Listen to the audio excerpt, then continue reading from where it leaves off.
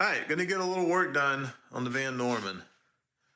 So what we're gonna do first is go ahead and get this cleaned off, and get the three-phase. This is three-phase, so we're gonna get a single-phase to three-phase converter put on it. Find a place that we can, where that sits, so that we can get access to it, so we can adjust the speed by adjusting the phase converter.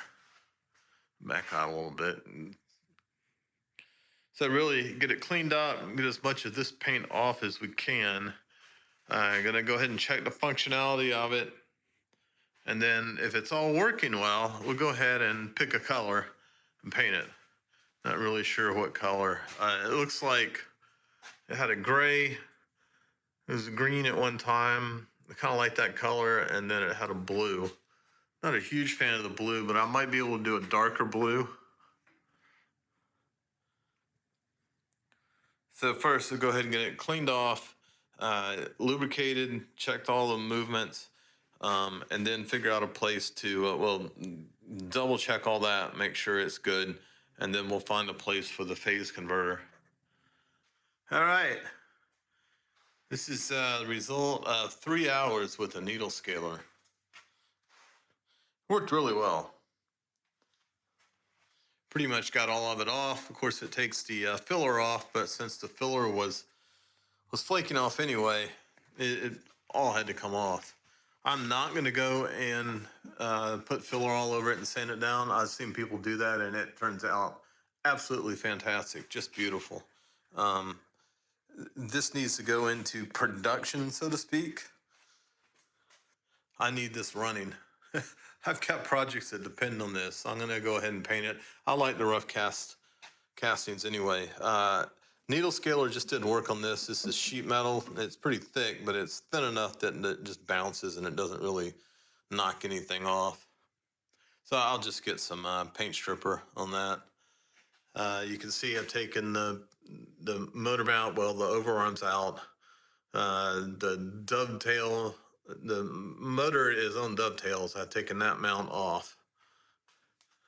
Then the spindle control levers, I took those off. And now I'm going to go and take all the hand wheels off. And then clean it good, mask it up, and I'll get it painted. And then we'll clean and paint all the parts and then put them back on. Good outcome so far. So one of the things that I like to do before I paint it is go ahead and get all the things that are not going to be painted clean. So I look back in my brochures, and these areas which are machined were not painted.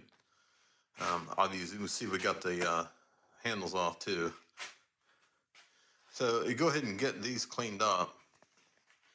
I like to use the metal prep and etch, which is basically sort of diluted phosphoric acid, and clean that with Scotch-Brite, and that'll get the rust off. You want to go ahead and make sure you neutralize that quickly. You want to leave that on there. You can see our nice little mess over there is accumulated, but that's good. So the mess is gone from here to over there. So I think where we are at this point, and I've done this 3 times already, I'm going to go through the whole thing with lacquer thinner and a rag. Well, not a rag, but multiple rags. And clean it off again. Make sure it's ready to give our paint the best chance of sticking. And then as I do that, I will go and mask all the areas. I noticed on this one, there's actually some flaking. Not much, but some still visible. I saw a little bit on the top of the column as well. Not a lot. So our little girl has seen some love, seen some work. There's a little bit on there. It's not terrible. I mean, at least there's no ridge somewhere on this. She has a few beauty scars. Not too much to be worried about. I might fill those in with JB Weld and then go over the table and try to get it honed down And first thing I'll do is just check and see where we are. I think I did that before, and it was really pretty good. So we'll check from the spindle to each point on the table, and we'll map it out, write it on the table. I'm not going to go scraping anything on this. I'm not going to be scraping the knees and scraping the column. But I would want to know if I've got a big hole somewhere. So you can just sort of map it out and get an idea. All right, so wipe it down one more time with lacquer thinner and then mask it off, and then we'll paint it. All right, the masking is done. That was a lot. But it's time to spray it now. And believe it or not, we're going to go with blue. I determined that it was not blue, that it was the original color. It was gray. But we're going to go with blue and get this sort of a navy blue, more of a matte finish. That's what it's going to be. All right, so it's a little glossy right now. It'll dry matte. But I like it. It's a little thin in this area here. That's where the electrical panel or electrical box goes, control box.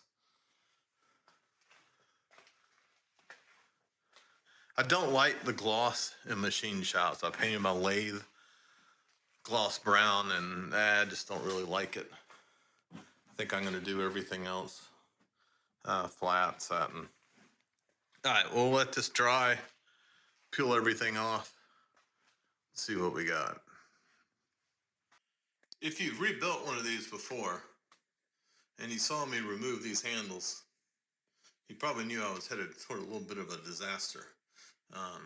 I can easily get this back up, and I got the handle on, the bottom one, but fortunately I checked to see if it would hit these holes, and it did not. It was way off. The problem is when you pull these up, it engages, I'm guessing, I haven't seen it yet, but down low they can rotate all the way around, and when you pull them up, then they engage gears, I would guess, and they can only be in a certain spot. And they're not marked anywhere out here that I can see. So I'm having to take this off to have a look in there. And I guess maybe I'm hoping I can take this off, install the handles, and there's some marking or some obvious thing on the inside where that goes. One of the nice things, I just about had a cow when it looked like I was going to have to take the motor and this plate off to get to that last bolt. But I remembered when I was painting this that it had a hole in there. I was like, what in the world is that hole for? Well, it's to get to that back bolt so that you can get this off. So we're going to do that right now and see what we got down there.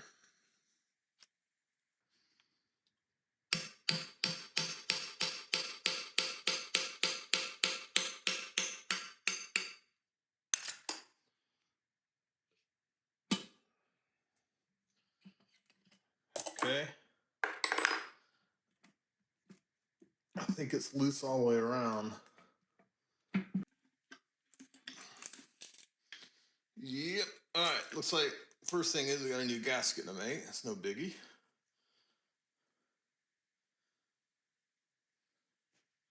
Yeah.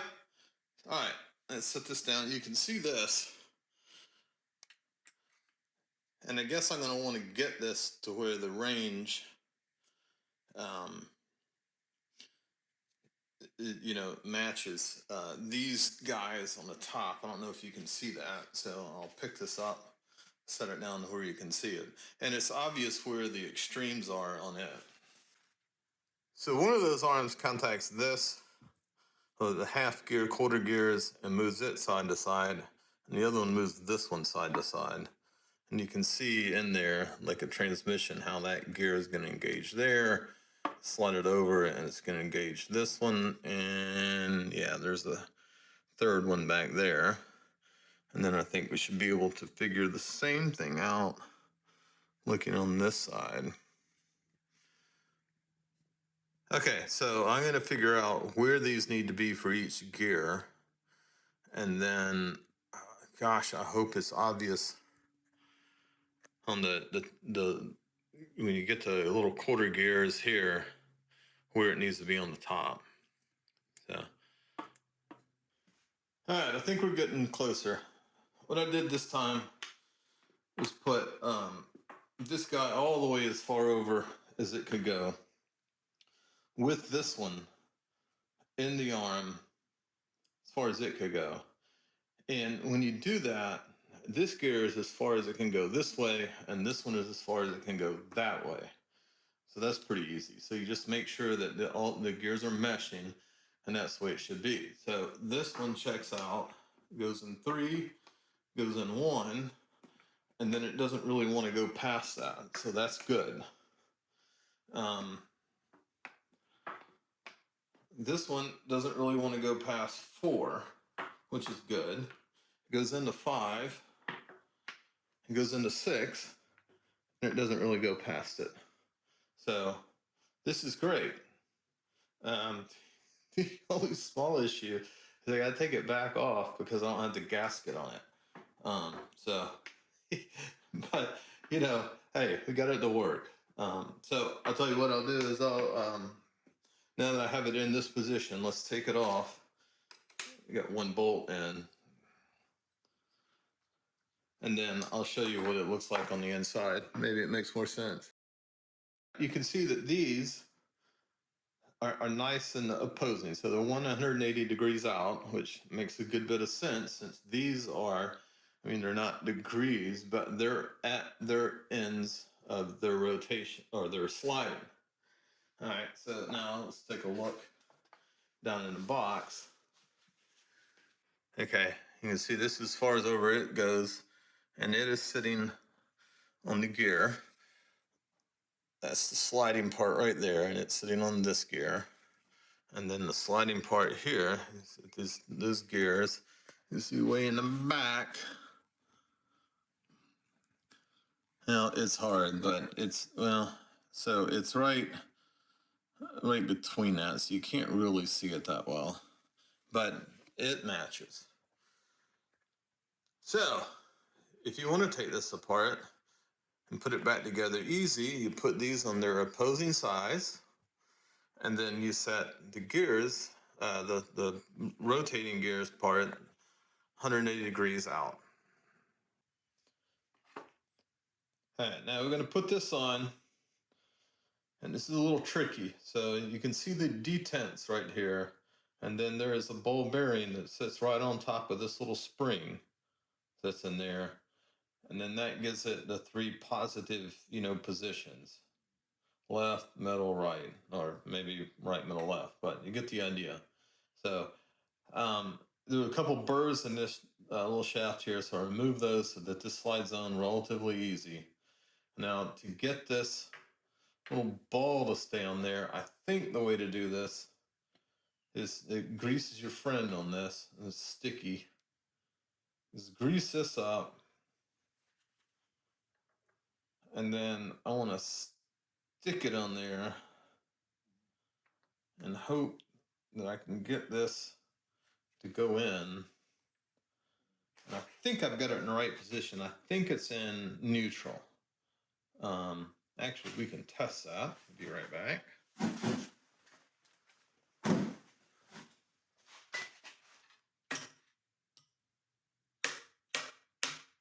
Nice. All right. So the other little trick I've got on this, the old thing the iron workers would do when they were trying to line up these 2 beams hanging out, 30 stories in the air, is get I don't know what to call them. You can fill in the comments, but we've got this pin, another tapered pin that goes in here and holds it on the shaft. So I've got something that's a lot skinnier than that. I'm gonna put it in there and be able to use this. Yeah, see? So that got it in the right position to go this way. So that got it all lined up. I should be able to take this, put it in the hole, It didn't feel like it wanted to go in there. So let's see. Oh, there we go. Nice. All right, I'm gonna leave it right there, and then just verify that we have this. Okay. All right, so that's middle, left, middle, right. Outstanding.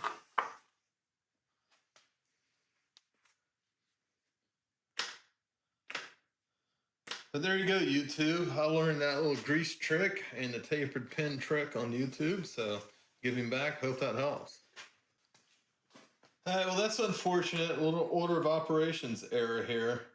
This has got some pins in it going this hole. And of course, that won't go down there with this all the way in. It was one of the reasons I left that pin out, was that of like the 4 times I've had to put a tapered pin in on this, only twice have I not had to take it back out. So hopefully we can get this out a little bit and not have the ball bearing come out of place and get this back on. Wow, this is going to be fun. Okay, at least that came out pretty easy. All right, the ball bearing, I can see it's still stuck in the grease. Hopefully I can get this in. All right. Get these started.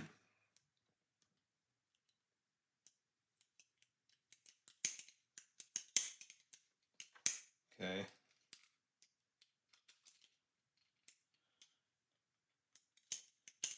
You know, I know I'm pessimistic, but I'm not going to put all that way in until I verify that this goes back. Let's see if I can reach down there and grab that. Okay. Line this up again. Perfect. All right, so let's see if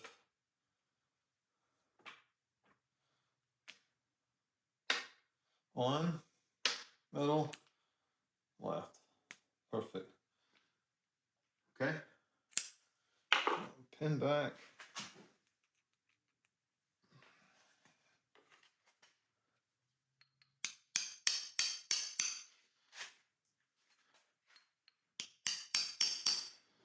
All right.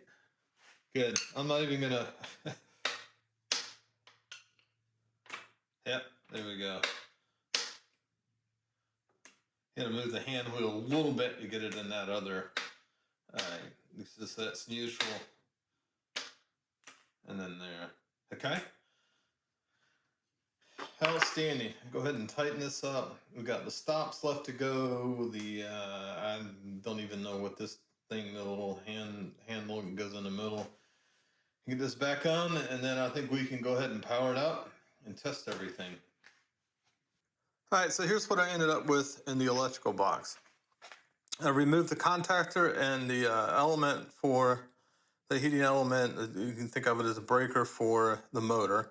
I left the ones for the coolant and the feed. And the reason I did that is the VFD needs to be sized for both of these guys. The feed motor is only a 1/4 horsepower. It's no big deal, but it would rely on the protection from the VFDs. So it also needs these heating elements for that. So the line comes in from here, goes out of the box to the VFD. From the VFD, the 3-phase goes back in and then goes to this board. For right now, I've got some of these done with wire nuts. What I will do in the future is make longer wires, so it essentially there won't be a connection here. It'll just go from here down to this little bridge panel there. Now, this here is the wire that used to run up to, or not used to, it does run up. It runs up to the start-stop switch on the motor. And you can see I took all the start stop out from here, and then all those red wires was the control.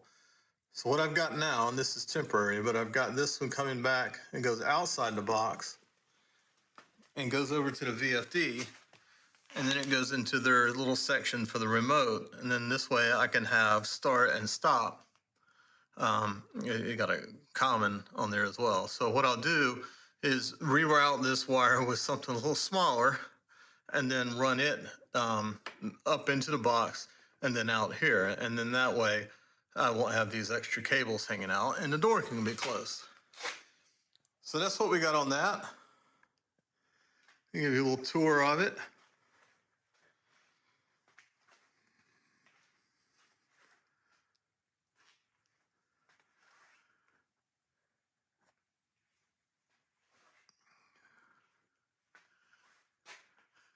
So this switch, it seems typical start-stop switches are normally closed on the stop, which would be down here, and open on the start. I had to reverse these because the VFD wouldn't handle the stop being normally closed. Now, I talked to their customer support, and they sent a tip on that, and if it works, then I'll switch these buttons back.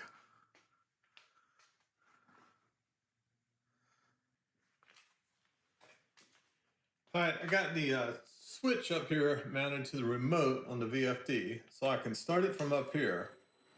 Now, they've got a really slow ramp-up time as default on the VFD. I haven't gone in and changed that yet. All right, so I got a roughing in mill.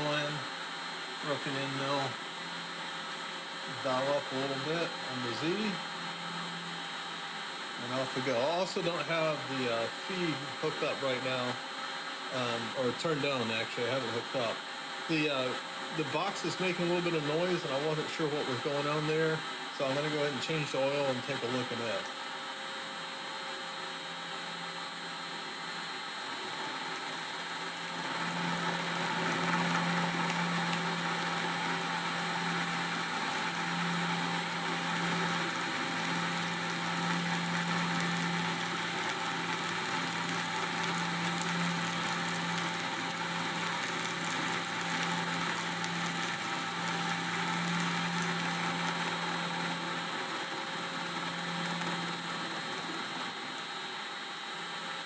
All right, so I'm going to get DROs fitted on it and a coolant system. So those will be the next things up.